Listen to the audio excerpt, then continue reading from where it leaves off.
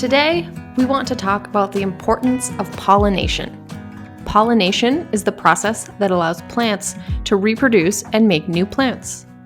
It requires moving pollen from one part of a plant to another, or sometimes from one plant to a whole different plant. In some cases, it is the wind or rain that moves pollen between plants. Sometimes it can be birds, bats, or other animals that brush up against plants and move pollen. Most often, it is insects. Bees, butterflies, moths, beetles, and even wasps often move pollen in our gardens and on our farms. Any animal that helps move pollen to create more plants is called a pollinator. And pollinators are critical to a healthy ecosystem, and most importantly, they ensure that we can all eat a healthy diet, as pollination leads to the fruits and seeds that make up so much of what we eat. Despite how important they are, our pollinators need help. Since 1947, there has been a 60% decline in pollinators in eastern North America due to climate change, pesticide use, and environment loss. To do our part to help our crucial friends, we have set up a section of our garden exhibit specifically for our native pollinators. We have a bird bath to encourage bird visits, and a bee habitat made out of cedar and pine, which are the preferred materials for mason bees, a major pollinator in our region.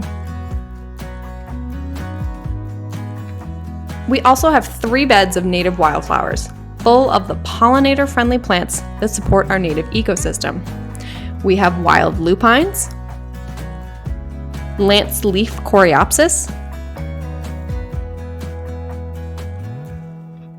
a variety of rudbeckias, including black-eyed Susan, brown-eyed Susan, and sweet black-eyed Susan, along with a number of other wildflowers that grow natively here in the northeastern United States.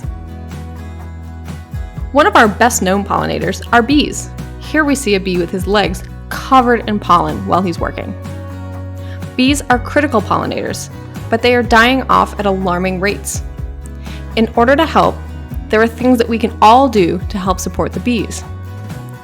For home gardeners, try to make sure you have something in bloom from April through early November to feed the bees from spring through late fall. Allow clover to come into your lawn naturally, as bees love to eat its nectar. And consider leaving the dandelions in your lawn in the spring, or at least don't mow them down until they've bloomed. Avoid applying pesticides, insecticides, or herbicides in your gardens, as these are the things that most of the bees are eating. Purchase locally grown bee-friendly honey. In our area, consider planting New England asters or goldenrods, which are 2 of the most important fall flowers for honeybees and bumblebees. These are just some of the ways to help the bees, but there are lots of other resources out there to help protect our pollinators. Butterflies are another important pollinator in our region. In our native wildflower beds, we planted a number of plants that offer safe habitats for nectar-loving butterflies, including a few milkweed plants, the favorite food for monarch butterflies. Monarchs are a much-loved pollinator, which sadly was recently added to the endangered species list. During the last 3 decades, the eastern migratory monarch butterfly population has decreased by more than 80%, according to the World Wildlife Fund. One of the main reasons for the monarch decline is the use of herbicides in the United States, resulting in a loss of milkweed essential for the monarchs to eat and survive. Additionally, climate change in North America has affected butterflies' food sources and life cycles. Despite the threat, we were thrilled to see a monarch in our garden here in July 2022. And to help future monarchs, we will continue to garden organically, and we'll be adding the monarch's favorite food, milkweed, to our garden this fall, and hope to attract more monarchs in the future to help save this endangered species.